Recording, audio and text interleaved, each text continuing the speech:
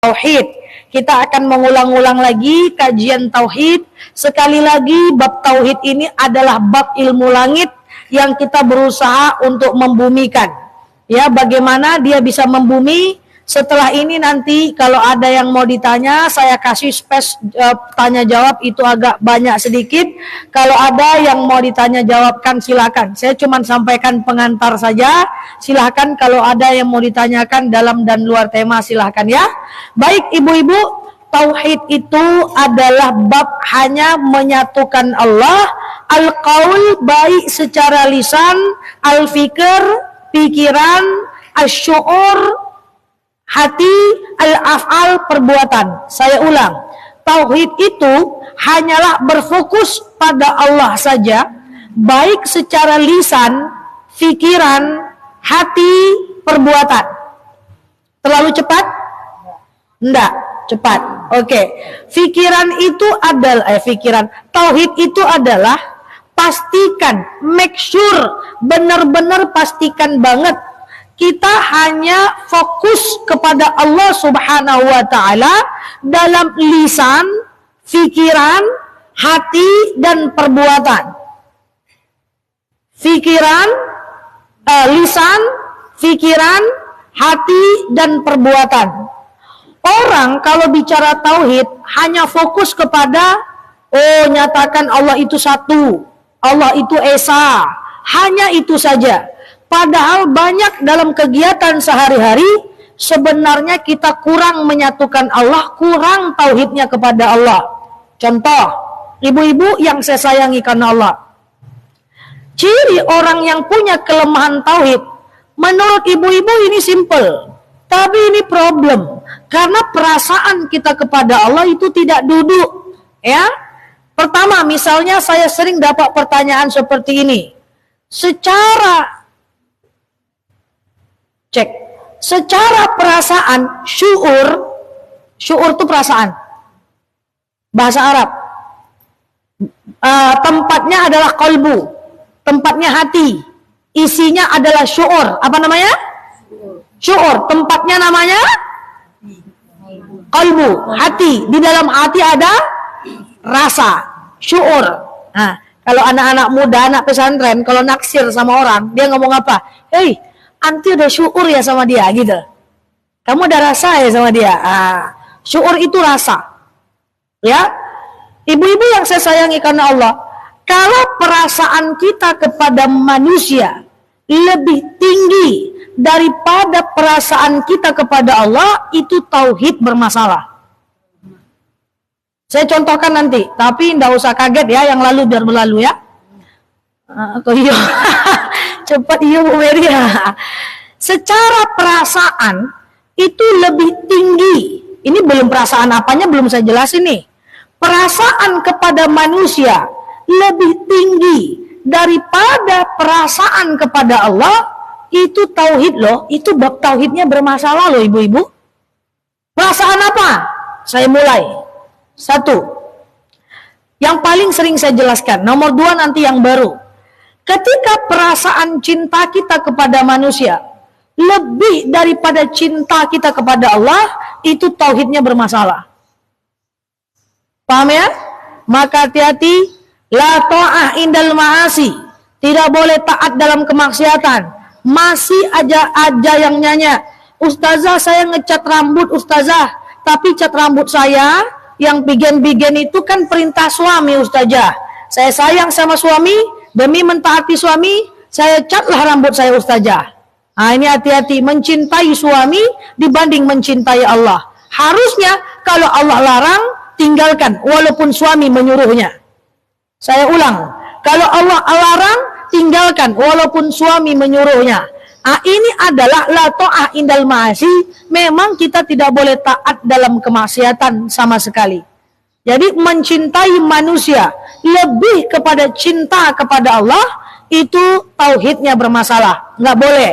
Hati-hati sama anak, jangan mencintai anak melebihi cinta kepada Allah. Saya udah pernah sampaikan, ini adalah syirik mahabbah. Syirik mencintai manusia lebih kepada cinta kepada Allah, itu tauhid.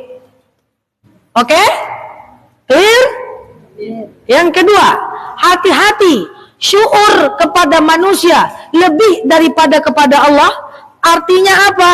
Punya masalah dengan manusia lebih risau daripada masalah kepada Allah. Saya ulang lagi. Jangan angguk kok kuat kali. Oke. Punya masalah dengan manusia risau.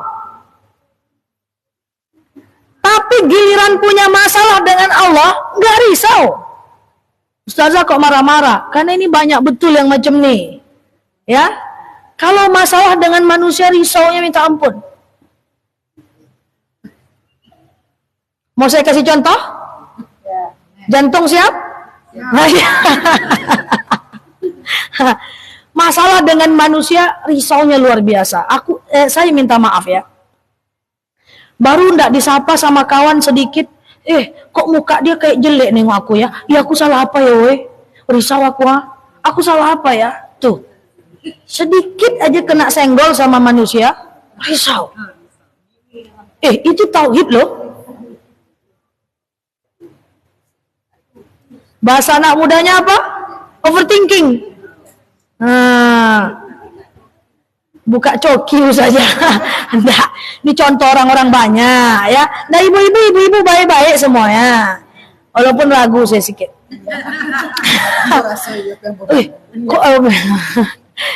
Kok gitu kali dia nengok aku ya? Salah aku apa ya? Kok gitu kali ya? Enggak lalu 3 hari. Aduh, kenapa ya? Tanpa kita sadari ini adalah tauhid. Masalah dengan manusia kita risaukan. Tapi kalau telat sholat subuh enggak risau.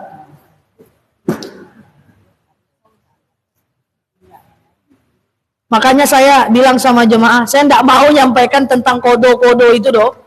Kodo itu. Karena jemaah Indonesia ini enggak siap. Kita jelaskan boleh kodo, dibantainya subuh telat-telat. Kan bisa kodo. Enggak mau saya enggak mau jawab itu, pokoknya. Enggak siap penjelasan itu kalau enggak sampai ke ujung. Orang kita ini terlalu cepat angguk di tengah gitu.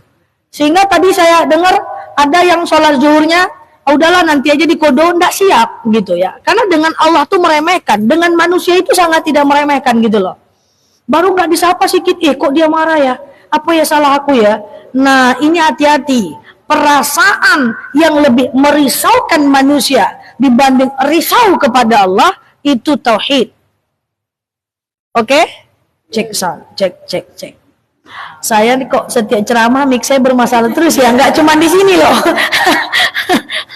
Ya, misalnya ibu WhatsApp teman ibu, tadi apa tauhid yang bermasalah? Mencintai manusia lebih daripada cinta kepada Allah. Syuur perasaan kepada manusia lebih kental dibanding perasaan kepada Allah. Makanya saya bilang jangan baperan dengan manusia, jangan overthinking, nanti tauhidnya bermasalah. Ya, giliran nggak ganti puasa 10 tahun santai. Giliran bermasalah dengan manusia risau. Ini nggak menempatkan risau pada tempatnya. WhatsApp, kok nggak dibalas WhatsApp aku ya? Kenapa kayak gini nih? Ada apa nih? Apa dia tersinggung ya sama aku ya? Wah, risau. Langsung saat itu naik usia sel jadi 70. Bu, ketika ibu risau, usia sel ibu akan naik. Cepat tua. Makanya kayak gini jadinya nih. Oh enggak ya. Wah ini cantik-cantik semua ya. Kenapa ya? Kenapa ya WhatsAppku tak dibalas ya? Biasanya dia balas nih. Kok nggak balas ya? Apa salah aku ya? Risau. Syuur. Perasaan kepada manusia lebih daripada perasaan kepada Allah. Makanya untuk menghindarinya, ibu-ibu kurangi bawa perasaan dengan manusia. Kita cuma boleh risau kalau ada urusan dengan Allah. Kalau dengan manusia ini simpel aja. Salah kita perbaiki. Benar kita abaikan. Selesai. Angguk luar biasa. Entah iyo tanda ini bakal diamalkan ya. Angguknya di ya dengan manusia cuma 2 itu rumusnya. Oh salah, perbaiki. Kita benar, abaikan. Ya jangan terlalu bawa perasaan. Jangan terlalu difikirkan. Ingat, otak kita ini cuma satu saja. Tinggal kita isi dengan apa? Kalau kita isi dengan bagaimana meningkatkan ibadah, bagaimana datang pengajian, bagaimana mensiasati biar bisa lebih baik, bagaimana caranya biar sholat duhanya istiqomah, bagaimana nih caranya biar baca Qur'annya bisa tiap hari, maka dia akan arahnya ke situ. Tapi kalau kita isi dengan yang nggak penting tentang perasaan, deh kok dia nggak nyapa aku ya, kok WhatsApp aku nggak dibalas ya, kok aku nengok dia kayak gitu ya, kok aku biasanya baik sekarang dia kayak gitu ya, aku ajak ketemu dia nggak mau ya, kok gitu kali dia ya, risau aku maka itu akan lupa ibadah biasanya. Pasti tuh. Kalau sibuk dengan manusia, lupa dengan kesibukan kepada Allah. Maka sibukkan diri dengan Allah, perkecil kapasitas manusia dari dalam diri kita. Kita boleh bergaul banyak, kita boleh berteman banyak, tapi make sure pertemanan yang mengantarkan kita kepada ketaatan. Masih ada yang suka baper di sini? Oh, masih ada juga lagi ya, masih ada ya. Nggak boleh, termasuk dengan anak. Ketika terjadi apa-apa sama anak, stresnya luar biasa. Sekarang saya masih banyak dapat pertanyaan kayak gini, Ustazah saya stres, kenapa ibu stres? Suami saya nggak sholat katanya. Suami saya nggak sholat, suami saya nggak mau ibadah. Kok ibu stres? Pada akhirnya ibu nggak bertanggung jawab terhadap dosa dan pahala suami. Tugas ibu cuma mengajak, mendoakan. Tidak bisa memaksa orang untuk ibadah. Karena yang bisa memberikan hidayah itu Allah, bukan kita.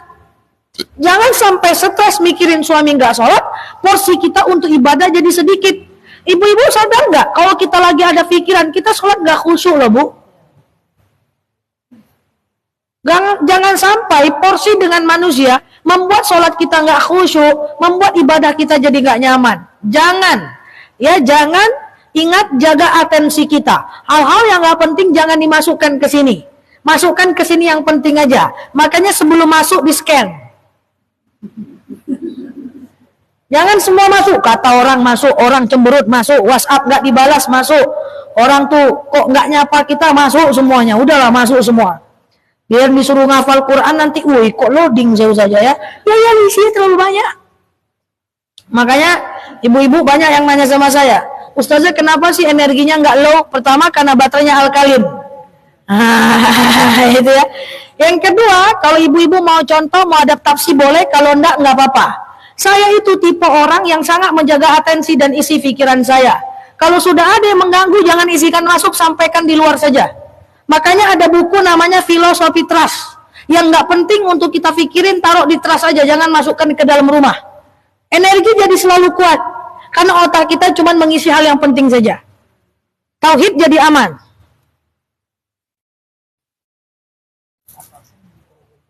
Apa? Jadi intinya EGP ya? Enggak juga. Intinya bukan EGP. Intinya dipilah dan dipilih. Jangan sampai manusia mengambil porsi yang terlalu besar dalam perasaan kita sehingga mengurangi kadar ibadah kita. Oke? Oke. Berat ya? Oke-nya cepat. Coba. Melaksanakannya lagi. Makanya kan sering Pak Ustadz bilang, jangan terlalu merisaukan manusia, jangan terlalu membenci manusia. Karena kalau kita porsinya membenci, Allahu Akbar, sami Allahu liman hamidah, dia meninggal lah dia cepat ya Allah, meninggal lah dia cepat ya Allah. Nengok sejadah, ingat juga muka dia. Ya kan? Sehingga kita tidak khusyuk dalam sholat. Oke? Satu, mencintai manusia melebihi cinta kepada Allah, jangan. Yang kedua, jangan terlalu merisaukan manusia. Tinggal jangan overthinking. Oh dia WhatsApp nggak dibalas, ya udah mungkin lagi sibuk, clear, selesai. Oh dia kok jelek mukanya nengok saya ya, mungkin dia lagi ingat utang piutangnya. Udah selesai. Kok aku sapa dia nggak nyapa ya? Oh ya udah, mungkin dia nggak kedengaran waktu aku sapa gitu ya. Jangan letakkan manusia pada posisi yang berlebihan. Nanti tauhidnya bermasalah. Ingat, setiap kita risau, itu hormon adrenalin kita naik. Ketika hormon adrenalin kita naik, maka kita akan selalu risau, sehingga tauhid kita bermasalah. Ya, itu bahasa kerennya adalah overthinking. Maka, kalau ada waktu, coba searching Filosofi Trust. Yang nggak penting letakkan di teras aja, jangan masuk ke dalam rumah. Oke, termasuk nggak enakan. Ya, nggak enakan dengan orang. Ya, dengan Allah nggak baca Quran setiap hari enak-enak aja ya. Nggak baca Quran tiap hari enak-enak aja kok. Giliran teman-temannya nggak apa? Nggak ngajak main. Giliran temannya ngajak main terus ibu nggak bisa, ya nggak enak aku nolak yuk. Nggak enak ya aku nolak. Oh dia mau minjem uang sama aku ya aku nggak enak nolak. Itu nggak bisa. Ya ingat ya hutang piutang ini bermasalah kalau kita nggak pandai. Kalau kita nggak bisa minjamin, tolak aja, nggak apa-apa kok, nggak melanggar syariat kok. Karena minjamin uang kepada orang itu sunnah, bukan kewajiban. Oke? Nah hati-hati jaga porsi hati dan perasaan kita. Pelan-pelan aja, mulai di scan apa yang nggak terlalu penting, nggak usah terlalu dibawa perasaan. Jadi mulai kita fokus hari ini, fokus kepada memperbaiki ibadah. Usia udah berapa? 23? 23? 60. Wah kayaknya dari wajah-wajahnya memang saya nih yang paling muda nih. Slebeo kan? Oke, slebeo. Iya, baik. Mulai hari ini ya fokuslah improve. Bagaimana caranya biar konsisten dalam ibadah? Bagaimana caranya biar istiqomah bisa baca Quran? Bagaimana caranya biar istiqomah sholat duhanya? Coba energinya difokuskan ke situ, biar kita bisa lebih tenang dalam hidup. Saya udah pernah sampaikan kepada ibu-ibu semua, entah kapan saya sampaikan saya lupa. Supaya tauhidnya benar, digeser yang nggak penting, dimasukkan yang penting. Banyak yang nanya gimana caranya biar istiqomah. Nih saya sampaikan. Kalau ibu-ibu fokus dengan ibadah dan meningkatkan keimanan, ibu-ibu akan mulai nyaman dengan manusia. Dengan manusia tidak akan ada masalah, karena kita nggak terlalu pikirin lagi. Kita bisa berteman dengan siapa aja, tanpa ada masalah dengan banyak orang. Karena energi kita udah fokus kepada Allah. Oke? Nah, nggak enakan yang suka nggak enakan dengan manusia yang tidak berstandar, hati-hati. Nggak enakan boleh, tapi standarnya syariat. Contoh ya, buat mulai konsisten dalam ibadah. Ibu pengen apa? Maaf ya, bukan saya bilang ibu-ibu tidak sholat ya. Seandainya masih ada yang sholatnya bolong-bolong, ini maaf ya, kan seandainya. Maka mulailah tulis skrip buat komitmen. Saya pengen gak bolong sholat 40 hari. Fokus ke situ. Ya 40 hari potong halangan. Ini misalnya kalau ada yang masih bolong-bolong, ya kan? Fokus ke situ dulu. Nah, 40 hari itu memang mesti dipaksakan. 40 hari ibadah memang mesti dipaksakan, sholatnya. Kalau nggak sampai 40 hari, dia nggak akan istiqomah, nggak akan konsisten. Ya, ingat kajian minggu lalu, fokus ke situ. Oh kata Ustazah Nela mesti baca Quran tiap hari lah. Kadang-kadang saya tidak terbaca tiap hari. Ya udah tulis. Saya pengen konsisten Quran, baca Quran 1 ayat setiap hari. Atau 1 lembar setiap hari. 40 hari nggak boleh putus. Kalau belum 40 hari tidak akan pernah istiqomah. Insya Allah tenang jiwanya kalau kita baca Quran tiap hari. Apalagi misalnya, kayak kemarin saya bilang apa? Kalau 1 lembar setiap hari, pas lagi mood jangan ditambah. Hari komitmennya 1 lembar 1 hari. Hari ini 1 lembar, besok 1 lembar, sampai 1 minggu 1 lembar. Hari ke-8 moodnya lagi mantap, jadi 10 lembar. Jangan. Nanti takutnya hari ke-15 ibu akan bilang gini, kan kemarin udah banyak dah. Ibu-ibu nggak akan baca lagi. Sudah pasti. Sudah pasti. Sedekah subuh 1000 sehari, 1000 aja.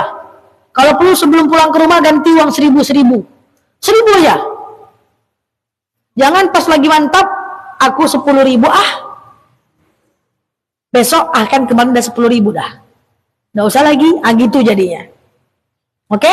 Komitmen, apa yang mau ibu komitmenkan, apa yang mau kita komitmen gak tinggal sholat 5 kali sehari semalam, komitmen sedekah tiap hari, komitmen baca Quran tiap hari. Itu dulu, lakukan 40 hari. Sehingga kalau kita udah menyibukkan dengan hal itu, insya Allah porsi manusia dalam hati kita menjadi lebih kecil dia. Ini tergantung porsi aja. Kalau porsi manusia lebih banyak, maka biasanya porsi ke Allah sedikit. Kalau biasanya porsi ke Allah itu lebih banyak, maka porsi ke manusia itu lebih sedikit. Maka kalau mau kita bandingkan dengan waktunya, ada sistemnya life balance. Pernah dengar ya? Life balance. Itu ada dalam syariat Islam. Dalam satu hari ada berapa jam? 24 jam ya? 24 jam. 8 kali 3 berapa? 24. Maka life balance itu biasanya dibagi 8 jam untuk bekerja, ya kan? 4 jam untuk ibadah, 8 jam untuk keluarga, dan 4 jam untuk kesenangan kita. Nah, jangan digabung-gabung. Untuk teman-teman 8 jam, untuk keluarga 2 jam. Gak balance, tidak sesuai syariat. Jadi balance-nya seperti itu, supaya secara perasaan dan pikiran kita terikat dengan yang menjadi tugas kita. Baik ibu-ibu yang saya sayangi karena Allah. Tadi yuk kita lanjut sedikit, nanti kita buka tanya jawab sebentar lagi. Yang pertama, jangan mencintai manusia lebih daripada cinta kepada Allah. Yang kedua, jangan merisaukan manusia melebihi kepada Allah. Yang ketiga, saya sederhana aja. Yang apa tadi? Jangan gak enakan dengan manusia, sementara dengan Allah enak-enak aja. Pinjam uang dong. Gak enak menolak. Ada orang berutang, gak enak minta. Padahal sesuai syariat kita harus minta. Iya kan? Sementara dengan Allah enak-enak aja tuh, misalnya gitu ya. Jadi jangan gak enakan dengan manusia. Temenan aku lah kesini. Ikut gak? Ujungnya ikut juga, bawa hati tak senang. Ikut juga. Yuk, temani aku yuk kesini. Dia gak enak, aku udah nolaknya. Gak enak doa aku nolaknya. Gak enakan sama manusia. Harusnya gak gitu. Harusnya gini. Ini malam Jumat aku gak enak loh kalau gak baca Al-Kahfi. Wow, itu mantap tuh.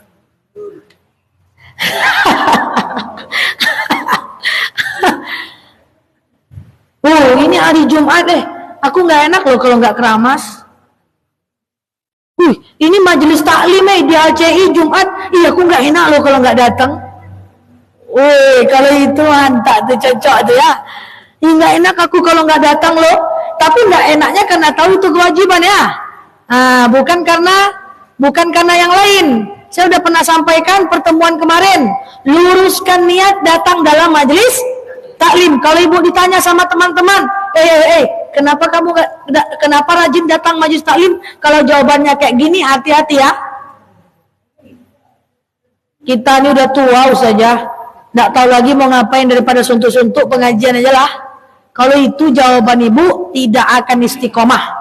Nanti giliran ibu ada kerjaan, masak lotek nggak datang ibu doh. Kenapa ibu nggak datang pengajian? Masak lotek saja sibuk. Hati-hati. Niat pengajiannya karena tahu ini kewajiban. Kenapa? Nah, kalau misalnya nggak enakannya gini, dia terbaik mau kita. Pas kita ajak, pas nggak mau gitu. Pas dia ngajak kita kan nggak mungkin kita nggak mau. Iya. Ya, maksudnya gini, dia udah baik banget lah gitu misalnya. Jadi gimana nanti nggak enak, gitu. Tetap nggak boleh. Hah? Dia udah baik sama saya ngajak dia mau. Pas dia ngajak kok saya nggak mau. Padahal saya lagi nggak mau nih saja. Cuman karena saya mau menyenangkan dia, saya datang. Nggak bisa. Ya, artinya ibu harus mau saat ibu benar-benar mau. Kalau nggak tinggal tolak aja. Ingat, ibu sering dengar kata-kata toksik? Toksik? Ini beda generasi, susah. Ibu-ibu pernah dengar kata-kata toksik? Toxic relationship. Bukan untuk orang yang bukan untuk orang yang berpacaran, bukan. Semua yang nggak enakan itu toksik. Ibu saya ajak ibu, saya mau.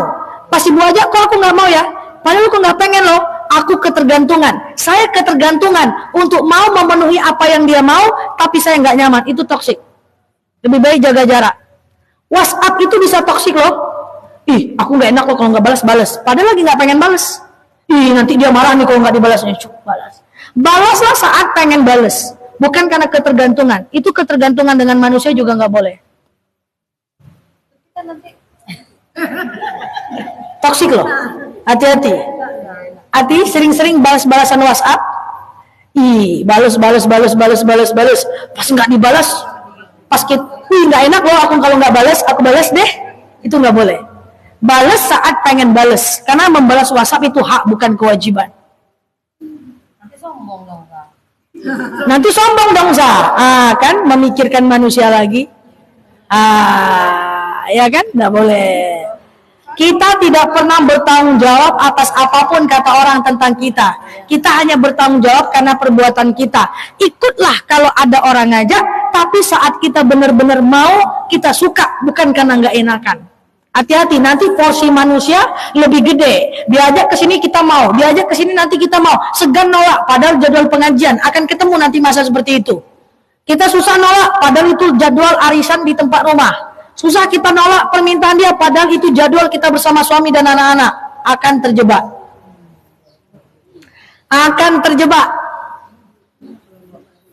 Jadi, penuhilah permintaan orang karena kita benar-benar ini melakukan, bukan karena nggak enakan. Kalau ada yang masih berasa nggak enakan, itu PR kita untuk move. Nggak enakan tuh yang nggak kayak gitu, nggak enakan tuh kayak tadi. Aduh, aku mau keluar rumah nggak baca Bismillah loh. Oh, itu. Iya, aku nggak enak nggak datang majelis taklim. Iya.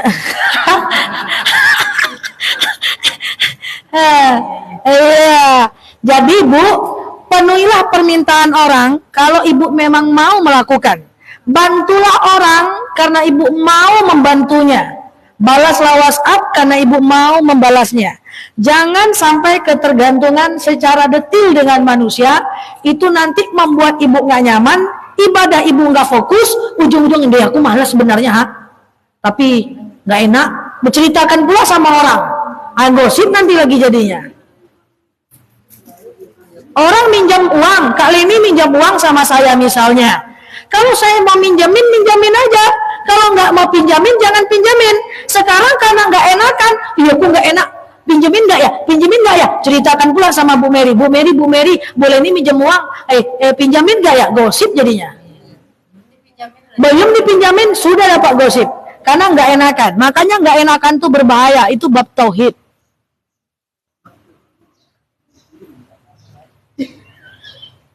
Jadi di meja bercerita. Ica ya pura-pura ya. Pura-pura ya. Saya nembak nama aja mana yang saya nampak ya kan. Makanya duduk di depan saya, hati-hati ditembak nanti ya. Nah itu maksudnya. Jadi nggak enakan itu saya bukan mengajak ibu-ibu untuk sombong ya. Bukan sombong ya. Maksudnya gini, kalau ingin berbuat baik lakukan karena kita memang pengen mau. Itulah ikhlas. Ya, silakan. Dipaksakan tapi motifnya karena kita mau, bukan karena nggak enak. Iya, dipaksakan. Boleh. Paksakan berbuat baik. Tapi karena kita mau, bukan karena nggak enak. Apalagi kadang-kala nego juga lagi nih ya. Boleh. Tapi kita harus gitu. Siapa ya? Kita nggak mau memenuhi permintaan orang, tapi itu harus. Yang mengharuskan siapa? Perasaan. Perasaan udah kena tauhidnya. Keadaan juga misalnya harus datang gitu. Gimana? Kalau harus datang syariat nggak? Memang wajib. Kalau nggak syariat, Apa namanya tuh? Kita harus yang diajak teman kan nggak mungkin dong. Walaupun kita sebenarnya aku malas sebenarnya gitu. diajak teman nggak mungkin dong kita nolak. Aku malah sebenarnya. Kenapa nggak mungkin? Ya, betul. Hah? Ada lagi. Dia utang budi lah jasa. Kalau bisa lah nolak gitu. Nanti dijauhin sama orang semua. Bukan ibu menolak semua permintaan orang. Bukan.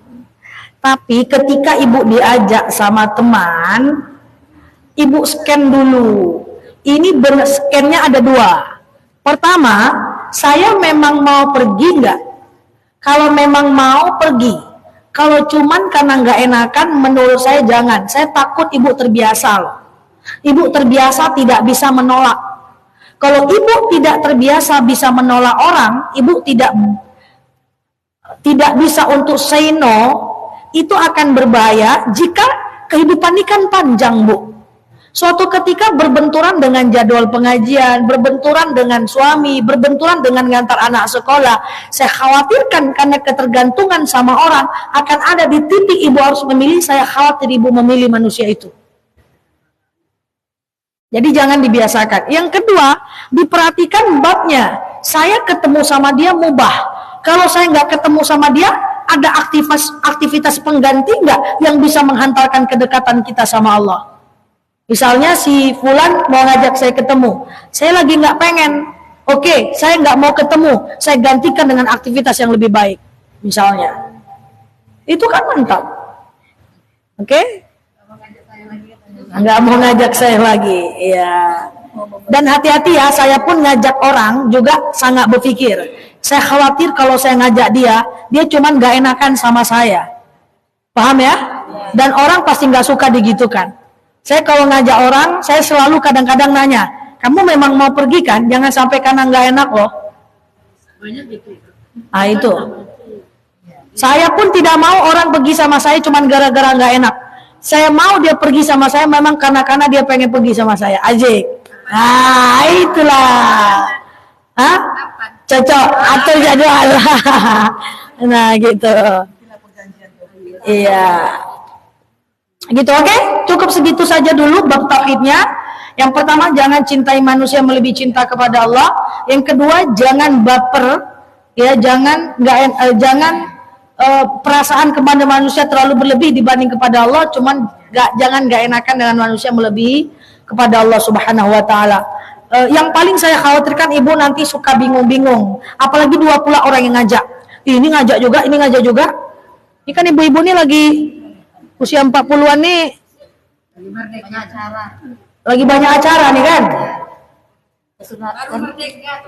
baru merdeka Bukan banyak acara karena sudah mulai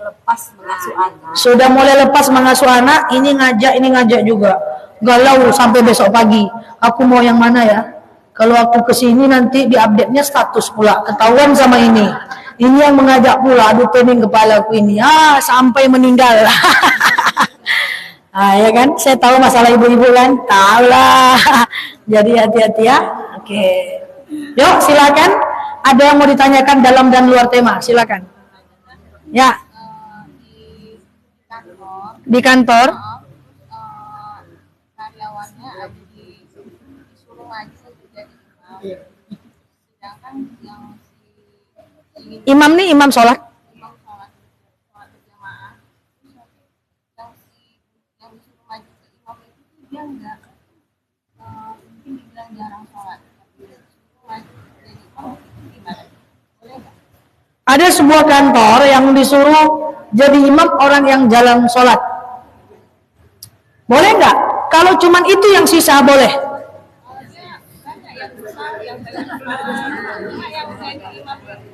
Dia jarang sholat, cuma hafalannya banyak. Oh nggak apa-apa. Dia syarat jadi imam, 1 Islam, 2 ngerti cara sholat, yang ketiga ngerti rukun sholat, 3 ada hafalan bacaan. Iya, boleh aja. Tapi lebih baik tentu yang lebih baik ya. Kalau cuma 1 yang tersisa lagi, iya boleh. Ada lagi? Ya. Silakan. Pinjam meminjam. Ya. Orangnya mampu.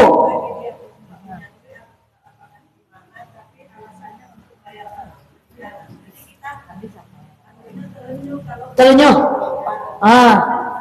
Iya.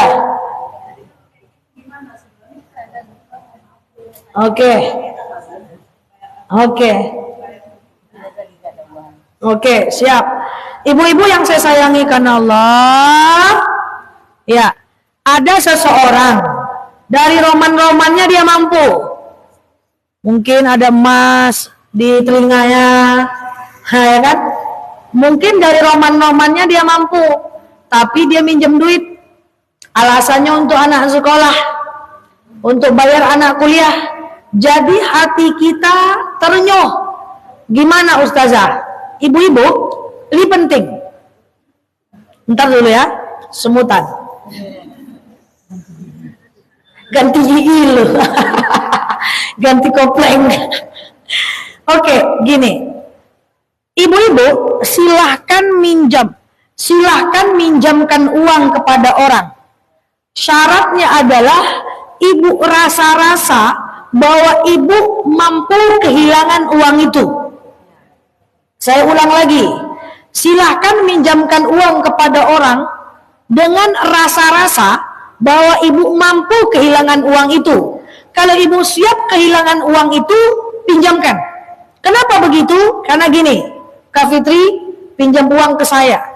Ustazah pinjamlah uang. Roman-romannya nggak minjem duit nih. Tapi rupanya dia bilang lah, anaknya masuk rumah sakit, biaya rumah sakit tinggi, pura-puranya ya. Lalu cak-caknya.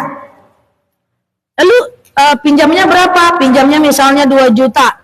Saya scan dulu diri saya, caranya gitu. Saya cek dulu diri saya, kira-kira saya sanggup nggak nih kehilangan uang 2 juta nih? Kalau sanggup, pinjamkan. Maksudnya apa?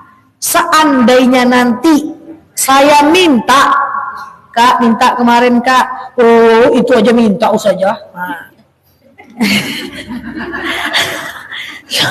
Ini kan, kemudian besok 2 hari lagi saya tanya, Kak, mana uang kemarin 2 juta Kak? Ustaz ini lebih kali 2 juta pun yang aku pinjam minta pula. Nah, kan gitu biasanya orang kalau ditagih kan. Kan? Saya pinjamkan lagi, saya minta lagi, Kak, mintalah duit 2 juta kemarin tuh Kak, kan kakak utang Kak, lebay usahanya mah, kan? Uangnya enggak balik, tapi kan saya tadi siap uangnya hilang, maka saya bisa ikhlaskan. Nanti saya tidak kehilangan Kak Fitri, saya cuman kehilangan uang saya. Atau saya tidak ikhlaskan boleh, nanti di padang mahsyar Kak Fitri akan nyari saya dan memberikan pahalanya ke saya. Tapi setidaknya kalau ada pula pahalanya, roman-romannya nggak ada pahalanya. Oke, gitu ya. Itu Bu, jadi ibu mesti siap dulu uang itu hilang. Saya khawatir gini, saya khawatir ibu minjamkan uang kepada orang saat ibu nggak siap uangnya hilang. Kalau nggak siap nggak usah dipinjamkan. Misalnya balik Kak Fitri, dia pinjam uang ke saya, Ustazah pinjam di 2 juta, minjam lagi dia. Tapi karena tadi nggak enakan, kasih juga, oke? Suatu ketika saya butuh, Kak pinjam uang kemarin Kak, Kak minta duit kemarin Kak, itu aja minta saja 2 jutanya. Besok saya minta Kak minjam duitnya Kak. Lalu kemudian tak kasih lagi dia. Kak pinjam uangnya Kak, tak kasih lagi dia. Saya sakit hati. Saya bertengkar sama dia. Uang tak dapat, kawan hilang. Paham? Uang hilang, kawan hilang. Coba pelan-pelan. Yang pertama tadi yang hilang siapa? Uang. Yang kedua yang hilang siapa? Uang dan kawan. Yang ada diceritakan dia sama orang, woi, aku dipinjam Kak Fitri uang tak digantinya doh, bertambah dosa. Bertambah dosa. Atau pilih yang ketiga, kalau nggak siap pinjamkan, jangan dipinjamkan. Oke? Ustazah pinjam duit 2 juta deh. Aku lagi nggak bisa minjamkan Kak. Masa Ustazah nggak ada uang? Ada lah Kak. Nggak ada roman-romanku tak ada duit Kak. Ada Kak. Cuman lagi nggak bisa minjamin, gitu aja. Nggak usah dibilang nggak ada duit, ibu bohong. Lagi banyak kebutuhan, jangan benar-benar banyak nanti kebutuhan, jangan bohong. Pinjamlah 2 jutanya. Iya ada duitku, tapi nggak mau minjamin doh. Dah. Tahu-tahu Kak Fitri menganggap saya pelit. Kemudian Kak Fitri tidak mau berteman sama saya. saya cuman kehilangan dia, duit tak hilang. Cocok? Gitu caranya. Ya. Oh ya, apa nih utang lagi nih? Ya, silakan. Ini kan kita udah siap nih untuk kehilangan uang tadi di pinjam teman. Tadi kebetulan taruh kita contohnya Kak Leni ini ya. Nah, Kak Leni ini dia di dekat teman dia minjam uang ke saya. Terus saya udah siap nih untuk kehilangan uang Bu. Tiba-tiba nanti teman pun kepo saja. Bu ini udah dibayar uangnya tuh, kan? Terus saya mau jawab apa? Saya kan bingung. Ya, dibilang sudah belum dibayar. Dibayar gimana ya? Bingung begitulah. Terus nanti ada pula ceritanya yang menyambung saja. Orang yang menceritakan. Kak Leni pinjam uang ke Bu Mary di depan orang lain. Ya. Terus dipinjamin oleh Bu Mary. Bu Mary siap uang itu hilang. Diganti boleh, dapat rezeki. Tak diganti tak apa-apa. Ya, gitu kan. Tahu kami kan nguping. Oh, Bu Mary udah diganti belum? Itulah makhluk Tuhan paling kepo. Dia dipinjamin, dia pula heboh, ya kan? Lalu kemudian, lalu kemudian ditanya, Bu Mary, kok belum diganti, tinggal bilang belum, tapi nggak apa-apa, kok kalian yang heboh, duitku dipinjam kalian pula yang heboh, cuas, itu, gitu aja, nggak usah dibawa banyak pikir Bu Mary, kok kalian pula yang heboh, kan uang aku yang dipinjam, udah gitu aja, nggak usah bingung. Nggak boleh pula dibilang udah diganti, nggak usah ya. Aman aja itu, nggak usah pikir-pikir ya.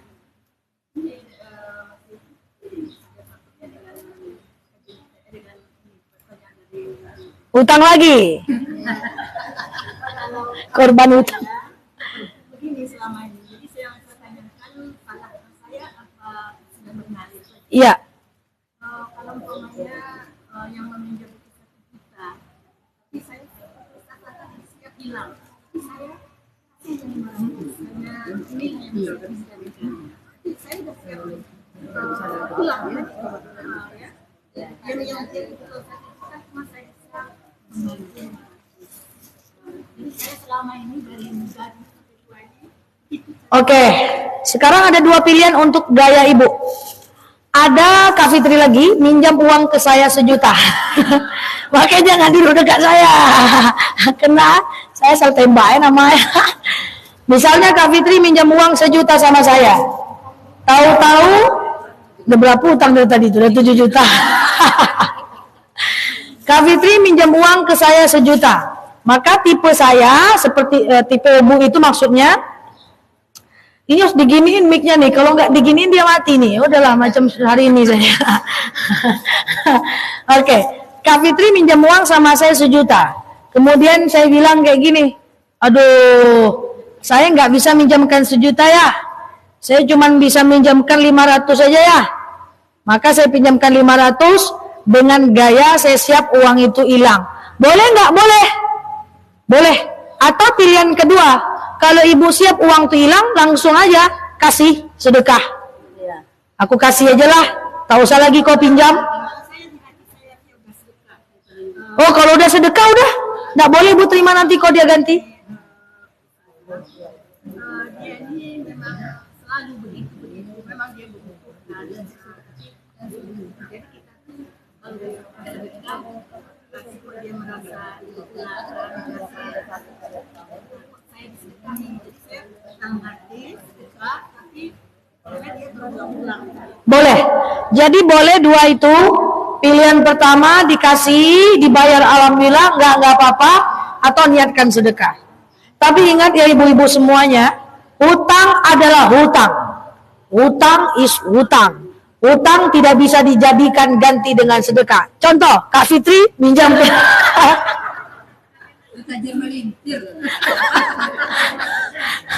Contoh, Kak Fitri minjam uang ke saya 2 juta. Lalu di tengah jalan Kak Fitri nggak bayar hutangnya.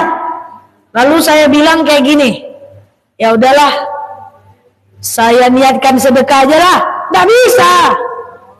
Hutang tetap hutang. Kalau saya mengikhlaskan, itu bukan sedekah namanya. itu nanti akan dapat pahala meringankan hutang, bukan pahala sedekah. Akad itu satu persatu. Ya udah, saya ikhlaskan aja. Jangan pula dibilang aku niatkan sedekah. Nggak bisa akad diubah-ubah di tengah jalan.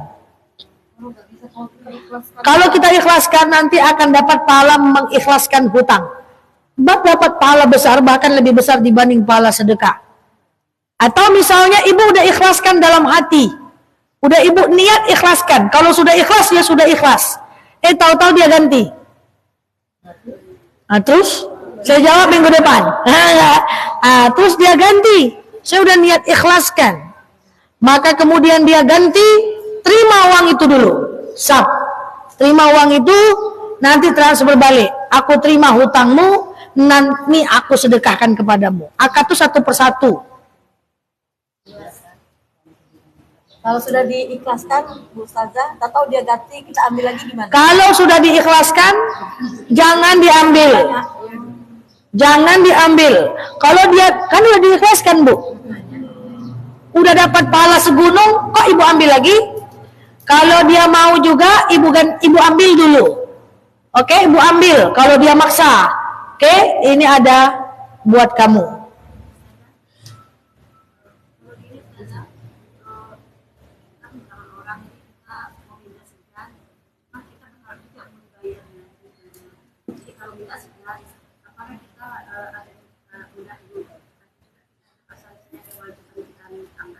Bu, kalau ibu nggak bisa minta saat ibu menghutangkan uang kepada orang, saya ulangi, kalau ibu nggak bisa menagih utang, ibu tidak boleh menghutangkan, karena menagih hutang hukumnya wajib. Diminta dulu 3 kali minimal. Kalau udah diminta, kemudian dia nggak ganti, ibu ada 2 pilihan, mengikhlaskan atau tidak. Mengikhlaskan cukup dalam hati, nggak perlu sounding ke dia. Aku udah ikhlaskan yang kemarin, nggak perlu. Aku udah ikhlaskan kemarin ya, aku gitu loh. Jangan ya. Jadi cukup dalam hati, cukup. Aku gitu loh. Gitu. Jadi, wahai orang-orang yang beriman, jamaah HCI yang aku sayangi karena Allah, jangan meminjamkan uang kepada orang kalau memintanya nggak enakan. Lebih baik kasih sedikit daripada pinjamkan banyak. Karena menagih hukumnya wajib sampai 3 kali. Saya itu memang suka bingung dengan orang yang mau minjamkan tapi nggak enak buat menagih. Itu makhluk Tuhan paling seksoy. Sangat tidak masuk akal. Yang dia minta adalah uang dia sendiri, tapi dia nggak enak memintanya. Untuk orang-orang yang seperti ini,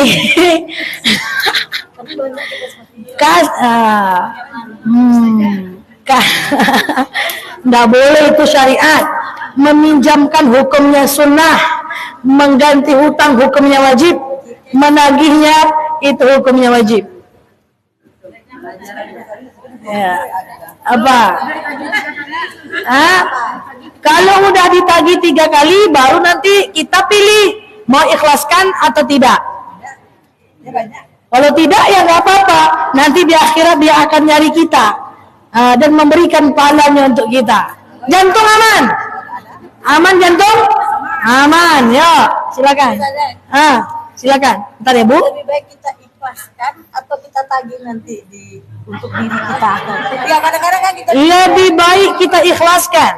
Kalau ada orang yang mau berhutang, yang pinjam uang, lebih baik diikhlaskan atau tidak, itu hak, terserah.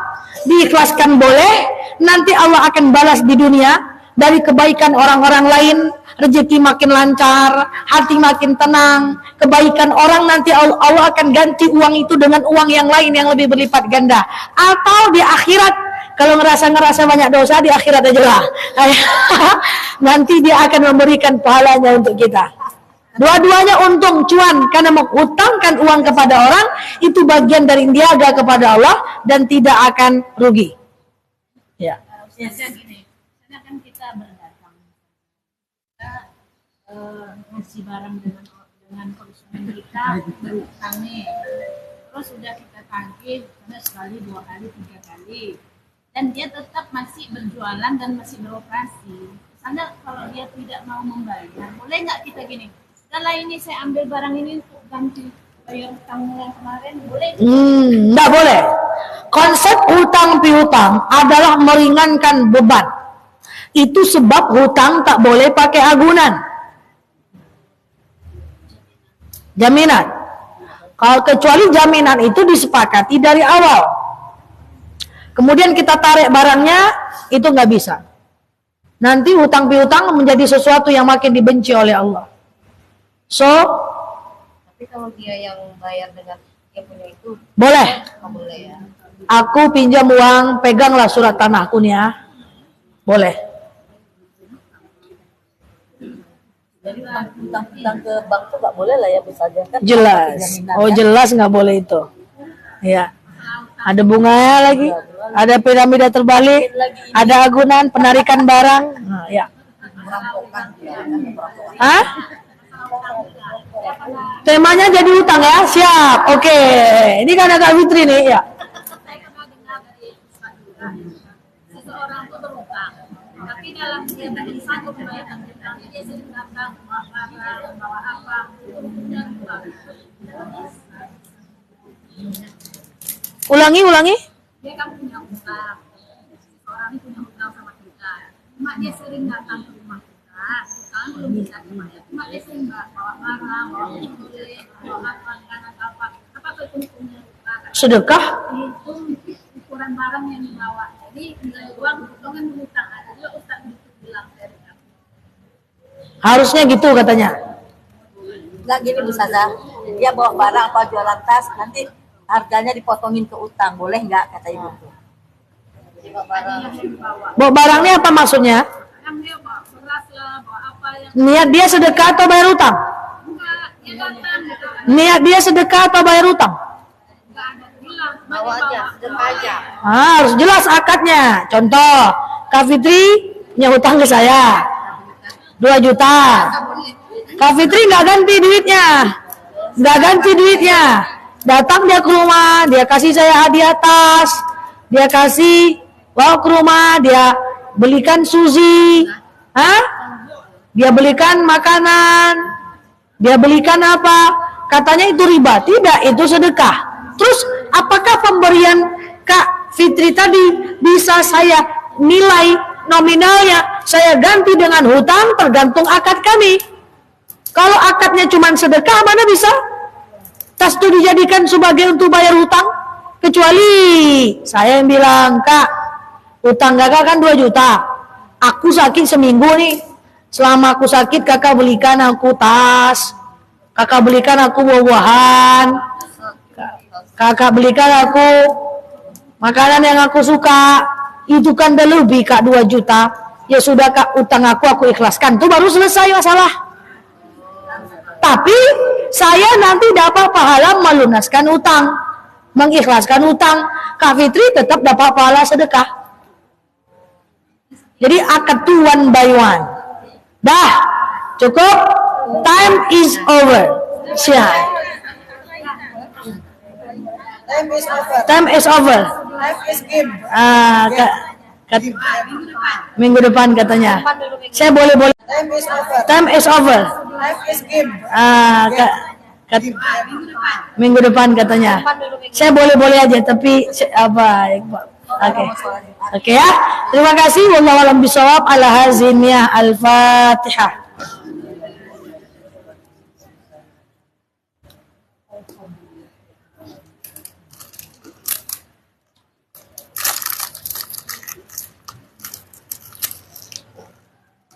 Amin ya Allah, amin ya Rahman, amin amin ya mujibas sa'irin. Allahumma sholli ala Muhammad wa ala ali Muhammad. Allahumma inna nas'aluka ridhaka wal jannah, na'udzubika min sakhatika wan nar. Allahumma inna nas'aluka salamatan fi dinina afiatan fi jasadina, ziyadatan fi ilmina, barakatan fi rizkina, taubatan qablal maut, rahmatan indal maut, maghfiratan ba'dal maut. Allahumma awin alaina fi sakaratil maut, najatan minan nari wal afwa indal hisab. Allahumma antas salam minkas salam wa ilaika ya'udu salam, fahayyina rabbana bisalam wa dakhalnal jannata dara salam, tabarakta rabbana wa ta'alita ya hadzal jalali wal ikram. Allahumma inna na'udzubika minal hammi wal hazan, na'udzubika minal ajzi wal kasal, na'udzubika minal jubni wal bukhli, na'udzubika min